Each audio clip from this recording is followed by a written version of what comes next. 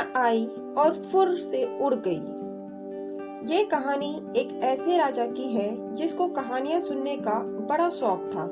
उसको रोज एक नई कहानी सुननी होती थी। एक बार उसको लंबी कहानी सुनने की सनक चढ़ गई। उसने मंत्री को कहा कि उसे जो कोई भी अच्छी और लंबी कहानी सुनाएगा उसे वह मुंह मांगा इनाम देगा।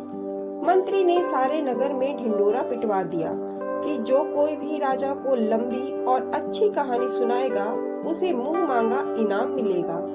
देश विदेश से कई कहानियों के धुरंधर राजा के पास पहुंचने लगे।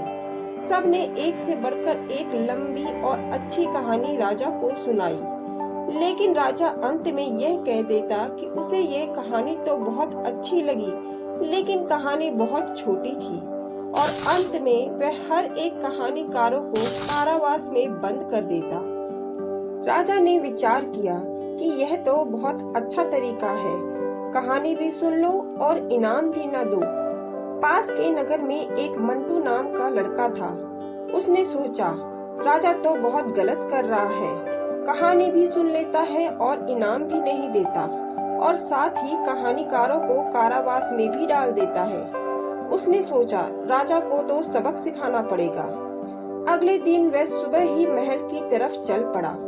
महल जाकर उसने मंत्री को कहा, मुझे राजा को कहानी सुनानी है, मेरे पास बहुत लंबी और बहुत अच्छी कहानी है। मंत्री ने कहा, तुम्हें राजा की शर्त तो पता है ना? अगर तुम्हारी कहानी लंबी नहीं हुई तो राजा तुम्हें कारावास में डाल देगा। मंटू ने कहा, मुझे पता है। मंटू राजा को कहानी सुनाने पहुंचा। मंत्री ने विचार किया कि अब अगला मंटू ही है जिसको कारावास में डालना है।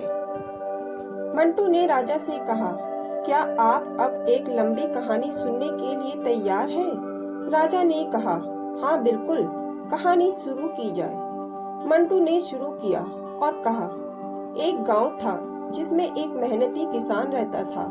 किसान ने बड़ी मेहनत से खेत में काम किया और बीज बोया।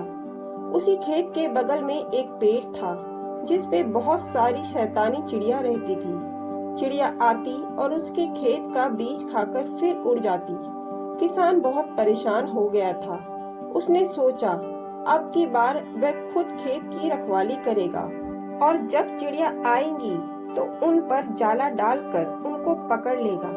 लेकिन चिड़ियाएं भी बहुत चतुर थी और चिड़ियाओं ने योजना बनाई कि अब एक एक करके बीज चुगने जाएंगी और बीज चुगकर सावधानी से वहां से उड़ जाएंगी। योजना के तहत एक चिड़िया खेत में आई। उसने बीज चुगा और फुर्र से उड़ गई। महाराज ने बड़ी उत्सुकता से पूछा, फिर आगे क्या हुआ? मंटू ने कहा, फिर दूसरी चिड़िया आई। उसने भी बीज चुगा और फुर्र से उड़ गई। फिर तीसरी चिड़िया आई। उसने भी बीज चुगा और फुर्र से उड़ गई। फिर चौथी। महाराज ने कहा, चलो मान लिया, सारी चिड़िया आई, उसने बीज चुगा और फुर्र से उड़ गई। उसके आगे क्या? नहीं महाराज, एक एक करके आएगी, सारी अभी नहीं आएगी, हजारों चिड़िया है ना, मंटू ने कहा।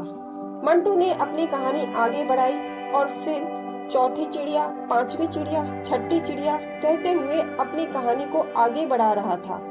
महाराज को उसकी चालाकी समझ में आ गई। ऐसा तो ये कहानी कभी खत्म ही नहीं होगी और मैं इसे कारावास में भी नहीं डाल सकता। इसे इनाम देकर ही चुप कराना पड़ेगा। महाराज ने मंटू से पूछा, मांगो, क्या मांगते हो? मंटू ने कहा, महाराज मैं चाहता हूँ जितने भी कहानीकार आपके कारावास में बंद हैं, उन्हें आप रिहा कर दें, और क्योंकि उन्होंने इतनी अच्छी कहानियां आपको सुनाई, इसीलिए उनको इनाम भी दिया जाए। महाराज को अपनी गलती समझ में आ गई और उसने सभी कहानीकारों को जेल से रिहा कर दिया और उनको इनाम भी दिया। महाराज मंटू से बहुत प्रसन्न हुए और उसे अपने राजमहल में एक अच्छे पद के लिए नियुक्त कर लिया।